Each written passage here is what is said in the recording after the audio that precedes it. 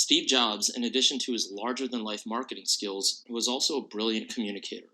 And a big part of marketing, especially consumer product marketing, is how to communicate your products and services.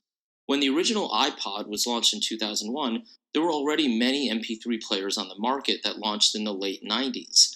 I'm old enough to remember. MP3 players from Sony, SanDisk, and so on, and Creative Zen, which was very popular back in the day. Aside from none of these companies figuring out the secret sauce that Steve did when he tied the iPod to this new online retail store called iTunes, none of these companies knew how to effectively market their devices. They used storage capacity as their main way. They would say things such as 256 or 512 megabytes or 1 gigabyte. Don't laugh, but in those days, 1 gigabyte was a big deal. But Steve did something radically different and incredibly simple. He said 1,000 songs in your pocket. In the late 90s and early 2000s, this was before almost all smartphones, and no one understood 256 megabytes or 1 gigabyte. We as consumers didn't have a reference as we do now. Nowadays, when you buy your next iPhone, you kind of know how much storage you need from experience.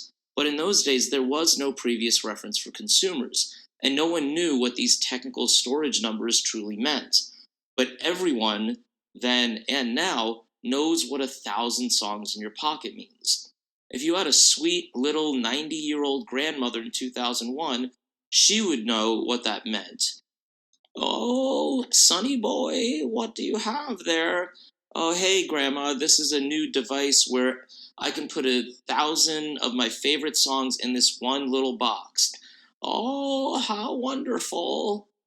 Steve knew how to talk to us in a way we all understood.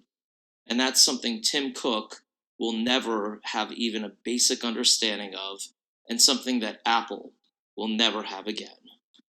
So send me your comments and questions, and each week you'll get a chance to win a copy of one of my books. Your choice, either my book on presentation skills or business writing skills.